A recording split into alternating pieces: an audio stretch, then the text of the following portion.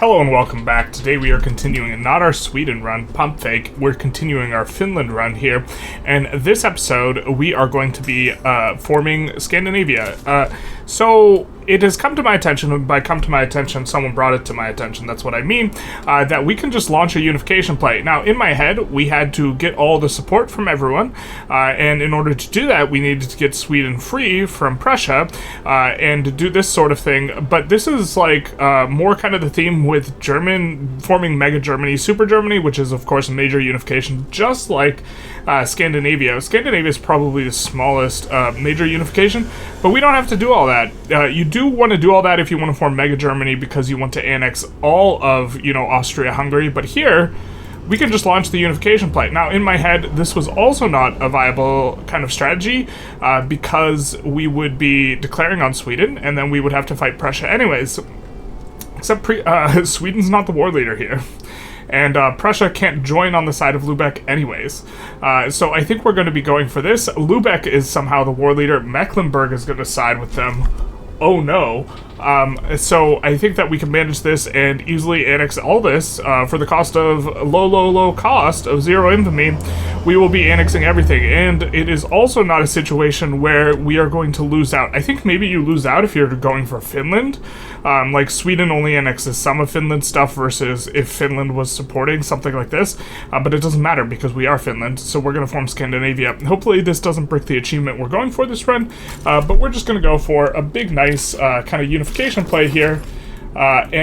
These revolutions, these are just going to time out in favor of us, and so what we will do is we will just mobilize, put on the front, and just watch as we slowly acquire, all of Scandinavia over the course of a very easy war. This is probably the least chill I've ever seen the UK have, where they are going for yet another big chunk out of China.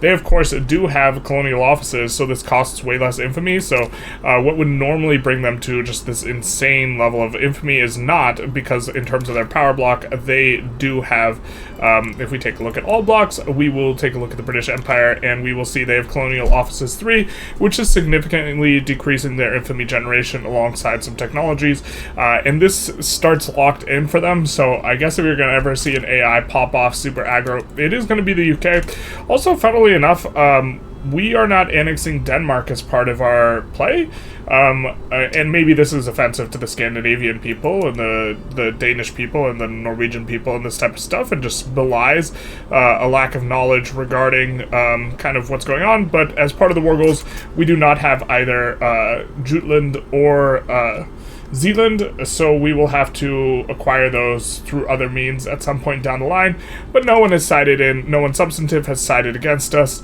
and so this is going to be relatively straightforward. We're not going to permit anyone to have their own market here, and our revolutions are just completely split off, and so they will not be a problem for us, except for this one. We actually do have to fight this one out, but even if we didn't fight this one out, this is a revolution for Sind. This capital of Sind is over here somewhere, and so they are never getting occupied, and so we can also just wait that one out, but we don't want to get occupied ourselves, and so we will just continue along our merry way here. Alright, just kidding. Unify was in there, but also we could put in as war goals Conquer, even though Unify was already in there. So it looks like we're just waiting on this one little landing on Sweden here. Now, is that their capital? Did their capital move? Did they pull a sneaky? They did pull a big sneaky. So we do have to land their capital. We fully occupied all of... wait. This wasn't the plan. Denmark's been exiled to Greenland. Shout out to Denmark in Greenland. Hey, we got all the land. Now, we're not incorporating it just yet so that we have enough influence to float, for bureaucracy to float, to do the Suez survey.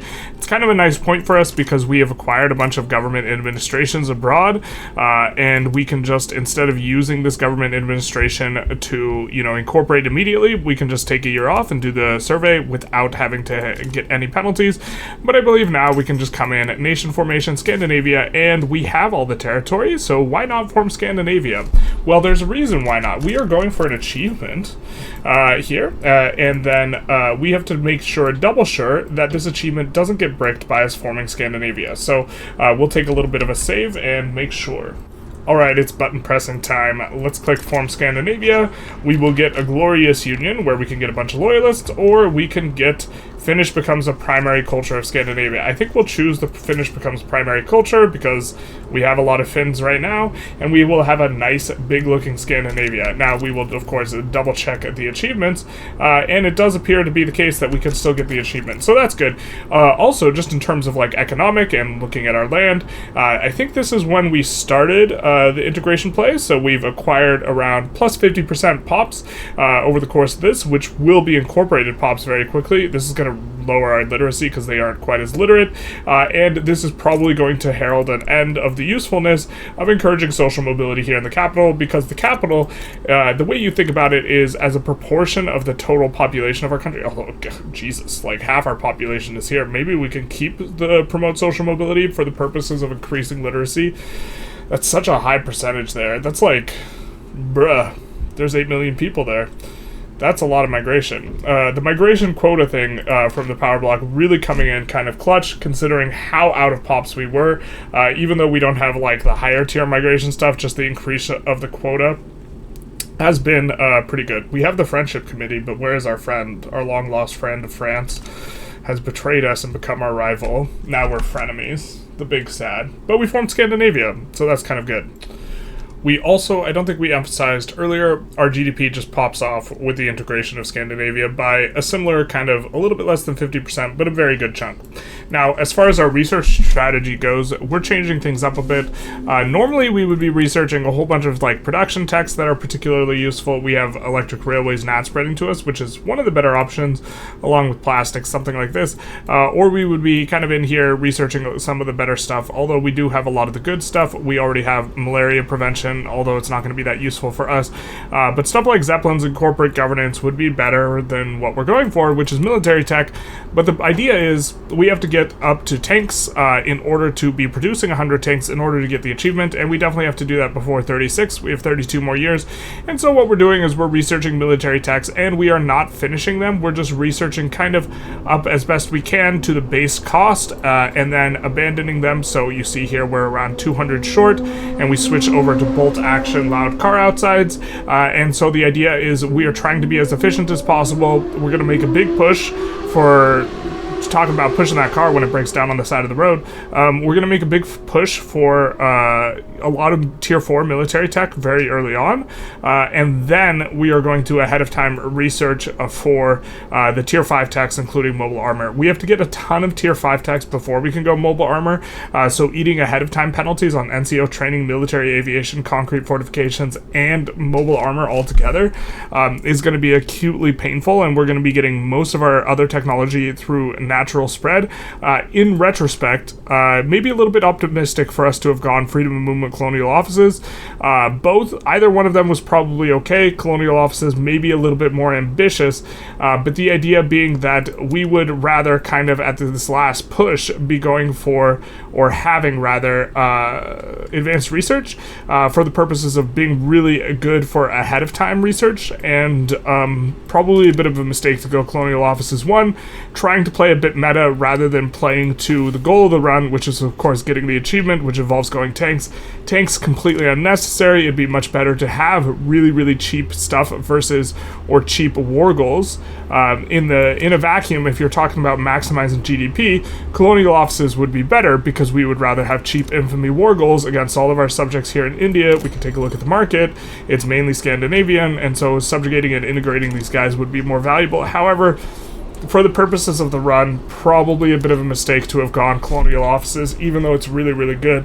Freedom of movement has been outstanding for us in terms of siphoning off POPs over here, allowing our construction to continue to be useful despite us having a really small population. This is kind of where Scandinavia generally suffers.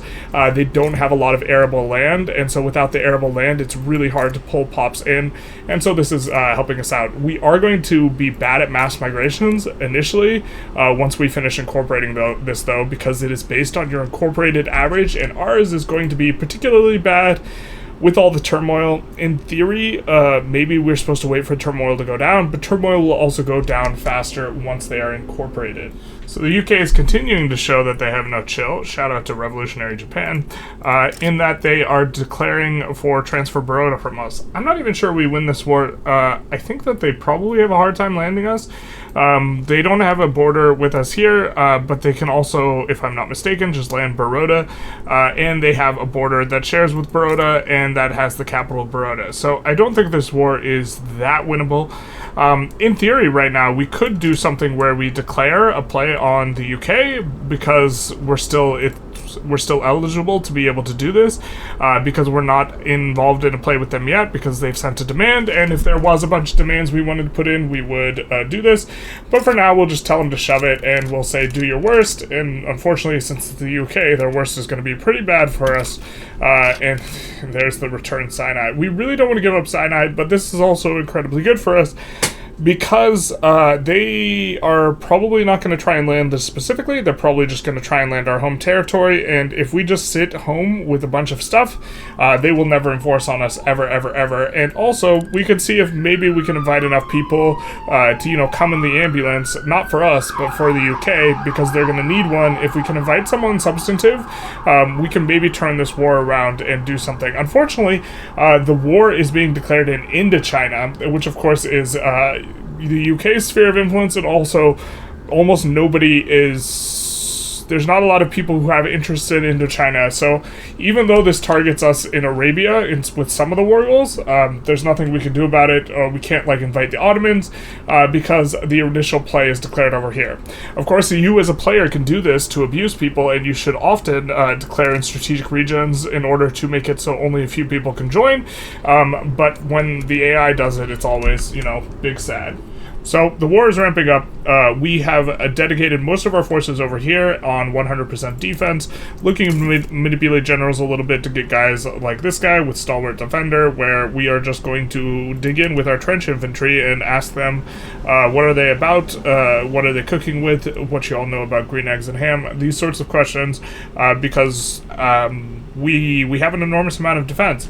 Not as much as maybe we would like. Most of our war goals are here in Africa. I'm not 100% sure if the Liberate war goal requires that we control the UK's capital. If so, we're maybe going to be in for a little bit of a rough time. We are going to have a couple armies defending the coast, including the Indo Army, with the idea that the Indo Army, sometime down the road, is probably going to be an army that we use to land the UK if we have to land, because we're keeping the brunt of our navy over here as well. The navy being one that is going to be difficult for the AI to defeat, because the AI only recruits, or they recruit multiple admirals. We only recruited one admiral, so we should win naval engagements. We're currently raiding over here. We can defend by pulling back over here, while our guys look to defend over here. We should be able to push for some of the war goals pretty early to get them ticking down, and then see where we're looking at from there. We do have British war reparations. We are hoping to take the Falkland Islands, because it is incorporated at game start, and you need to take incorporated territory for war reparations. And we have a bunch of other stuff, mainly just kind of shaking up Africa. British Congo getting transferred, East Africa getting liberated, transfer of the Cape Colony, all these types of things. This should help us out quite a bit. We're hoping to generate a little bit more mandate by getting people who are recognized, in our the Friendship Committee. And so hopefully this war goes well. We would also be pretty okay with the status quo. We acquired some infamy in the war, but we're going to be mainly focused on the war. Our infamy is going to tick down anyways, so it's really not too big a deal if we end up white piecing. It is unfortunate, though, that the UK decided that they wanted to shake our tree, especially before we actually get a bunch of the military tech we were hoping to get. Now, this is about to finish. Once this finishes, it will make bolt-action rifle cheaper and wargaming cheaper. I think that we're going to, so we're going to make sure that we do this into wargaming, and then,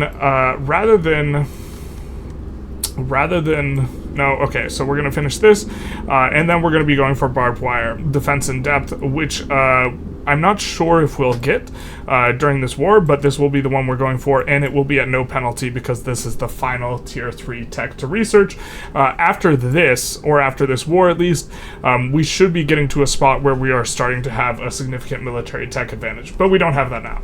Unfortunately, we have one singular big bad stack, and our front is getting spaghettied. We don't like this one bit, but it is what it is. There's now 3 fronts here, which means we either have to make choices or we have to split up the army. We don't want to split up the army. And so we have to make choices as to what front we are going to be on. We have to decide where we want to spaghetti while they continue to lasagna. So this is going to turn out to be a pretty micro-intensive war. We won't necessarily cover it all.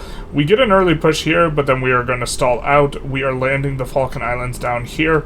And we have decided that we want to make sure that we don't give them good opportunities to land, because this is 25 stacks, should be able to actually land into our stack, and what we can do is we can just park a guy right here, and we will win all these battles, because we actually chose and kind of singled out this guy with expert naval commander, which should help out quite a bit, but also we have a single admiral, so while they have 3 admirals, that means their 58 is going to get split in 3 whenever they're choosing what fights they have, and since we have a single admiral, we will always bring all of our ships to the fight, every single fight, and you can see here, there's another third that's about to get decimated, and by decimated, we mean the colloquial usage of decimate, not the, historic usage of decimate, which of course means to reduce by 1/10. That's not what we're doing here.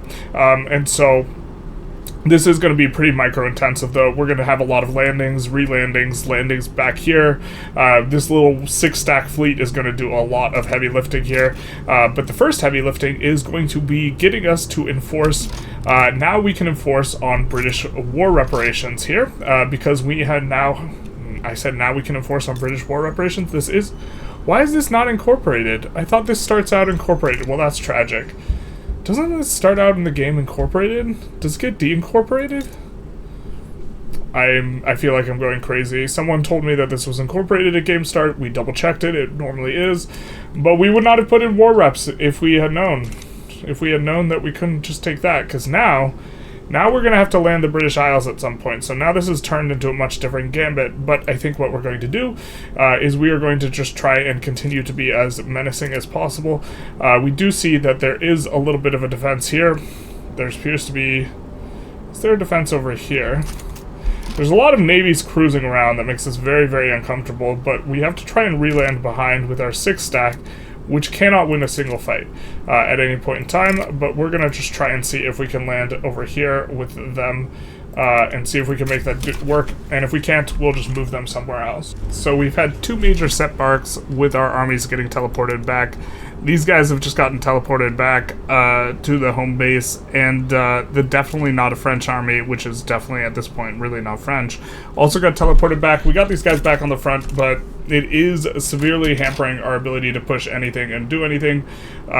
We can, I guess at this point, defend Sinai in order to prevent them from getting in, and so maybe we do that. It looks like they're about to get a landing in on Sinai, though, so this will come pretty quickly, and they are re-landing a whole bunch of stuff. The AI is much better at doing all these landings than they used to be before, and so Travancore might be a little bit of a difficult one for them, because if I'm not mistaken, Travancore does not have their capital.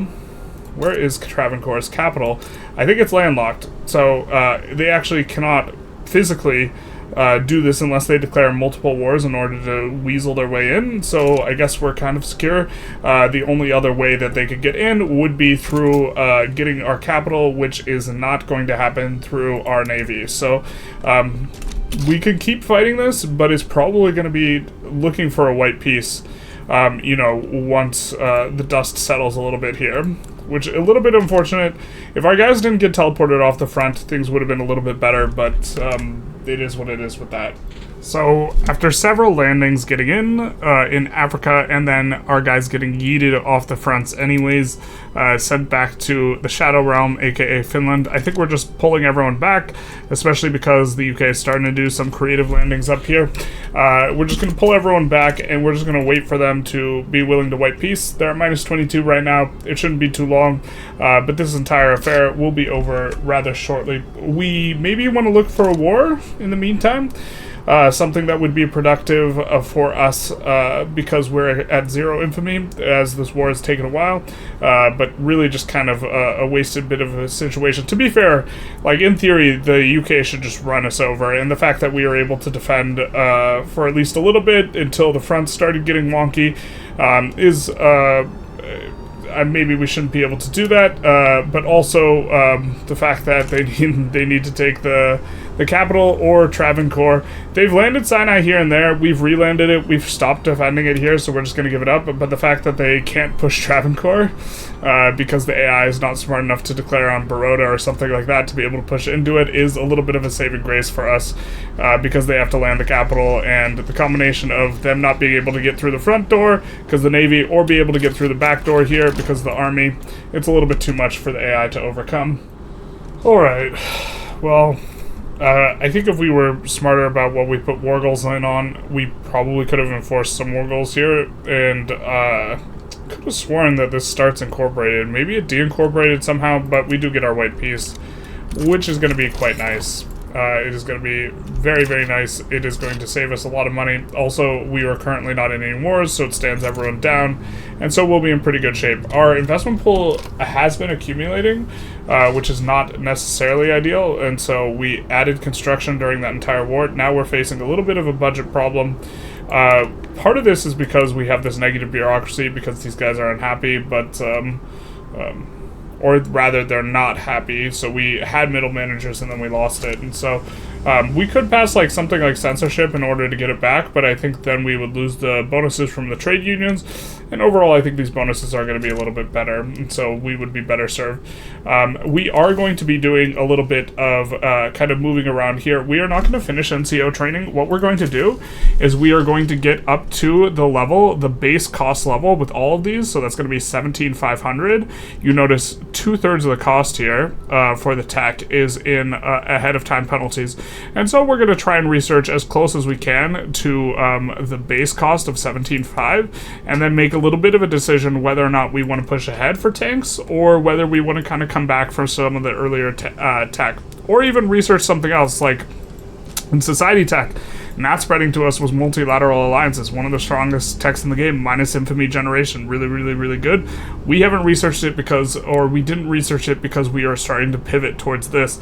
The military tech, I think in general, is just not very strong to go, because if you just have a way bigger stick, you win, and the military doesn't make that big difference, and it only makes a big difference in a very, very small band of power comparison between you and your opponent. And so this is not something we normally do, but we are going to be trying to get tanks quite quickly here. We have an additional 27 years remaining. France is similarly demonstrating a lack of chill.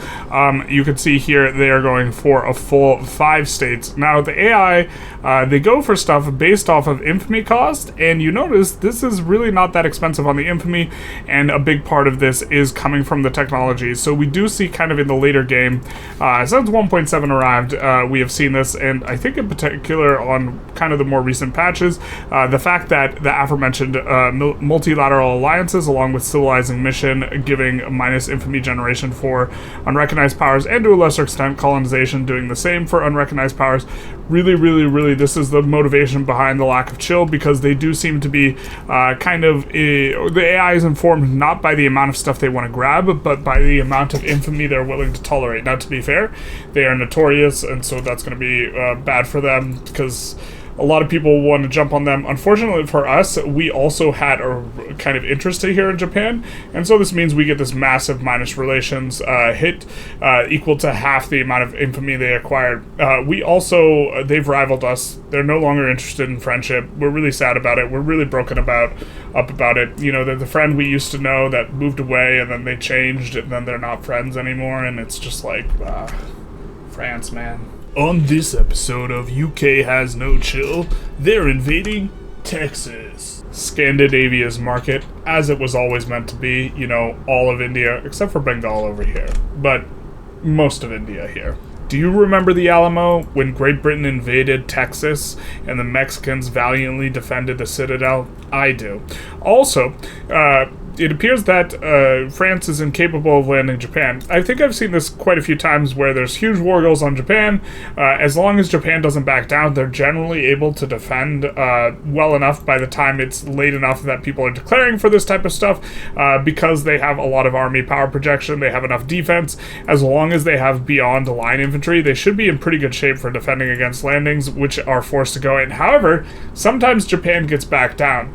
And if they back down and they lose a single state, then they have an open front, and that's usually when Japan gets eviscerated, but they're able to defend themselves, unlike Mexico, which, as valiantly as they tried to defend the Alamo, they could not. So we are experiencing a bit of an unfortunate circumstance when it comes to mandate generation as the result of getting siege artillery early and clicking the upgrade all button. You can see here we are having an input good shortage, and we actually can't do anything about it. The input good shortage is for radios. This is for, we researched the technology for, not NCO training, but for defense in depth, unlocking siege artillery, which requires radios. We click the upgrade all button, and they had changed it, if I recall correctly, so you couldn't use this upgrade all button to overcome limited requirements that would otherwise prevent you from upgrading, but it did let us upgrade, and so now we have siege artillery, and the problem is these require radios. So these alone are causing the problem, and not only that, we would have to delete them all to get rid of the problem because we can't downgrade our artillery to shrapnel, which we would prefer. I don't think we want to fire and then rehire all the pops, and so I guess we'll just tolerate having lower cohesion for some time.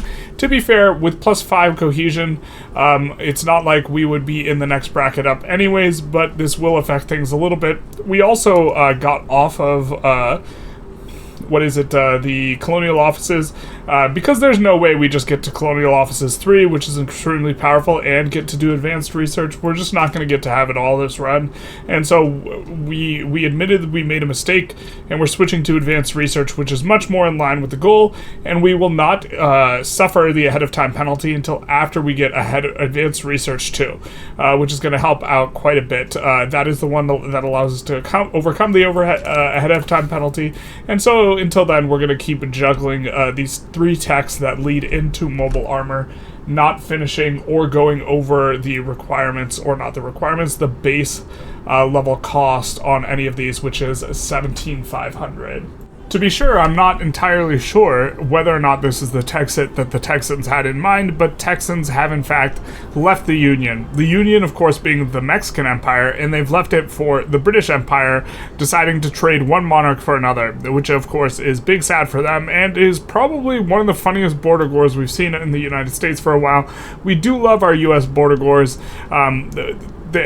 We really do love U.S. border wars. It's really truly a theme of Victoria 3. Comment below your favorite U.S. border war ever, but this one's pretty solid. We still also, of course, do have Mexican Colorado, and of course, the Oklahoma somehow getting nabbed by Mexico at some point, rather than being the Indian Territories. Really kind of a bit of an interesting timeline for Americans and, of course, Texans. Remember the Alamo. But I think we're going to conclude the episode here. This episode, our pie got thumped by the UK pretty hard, and nothing ended up coming of that, and it was just kind of a big war where we just waited them out. But also, we formed Scandinavia, which admittedly we should have done forever ago, so this is probably a very poor execution on my part. Apologies to everyone who likes to see proper play, but we probably could have done that forever ago. And if you look at the GDP, there's a huge hitch when we do it, and so the potential for this run is considerably higher. The hitch on both the pops and the GDP when we unify. Look at our pop map though. Uisma has just got so many pops now.